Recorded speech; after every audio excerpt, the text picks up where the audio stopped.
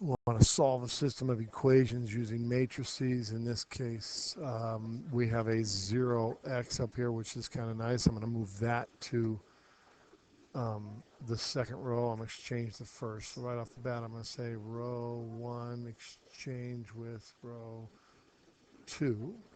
So 1, 5, negative 1, negative 4, 0, 3, negative 1, negative 1, negative 3, 6, 2, and 11. Our first job now is to go ahead and make this a 0 since the 0 appears already 0. We don't have to do anything with that. In order to do that, you're going to go ahead and multiply row 1 times 3, 3 row 1 plus row 3, and we're going to replace row 3.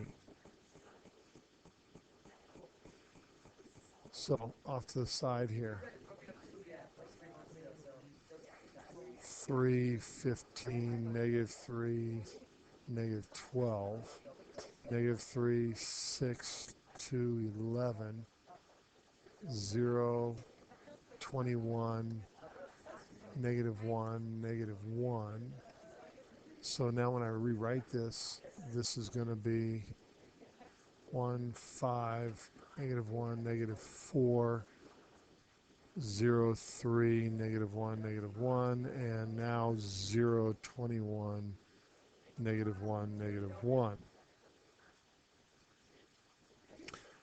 I now need to get this to be a 0, and I think we can do that simply by multiplying negative 7 row 2 plus row 3 and replacing row 3.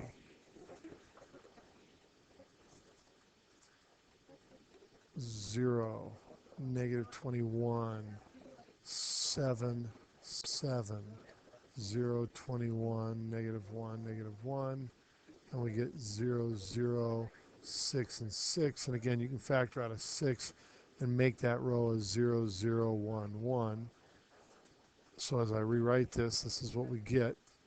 1, 5, negative 1, negative 4, 0, 3, negative 1, negative 1, 0, 0, 1, 1. And now I'm ready to finish solving, and we get, because of this row here, don't we have z equals 1? Because of this row here, we have 3y minus 1 times 1 equals negative 1. 3y minus 1 equals negative 1.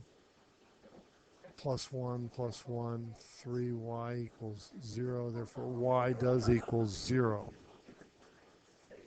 And then lastly, now I've got 2 of the 3.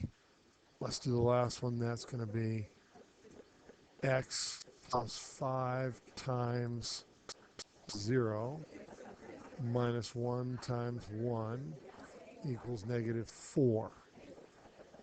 X minus 1 equals negative 4, so plus 1, x equals negative 3, and I end up with my solution of negative 3, comma, 0, comma, 1.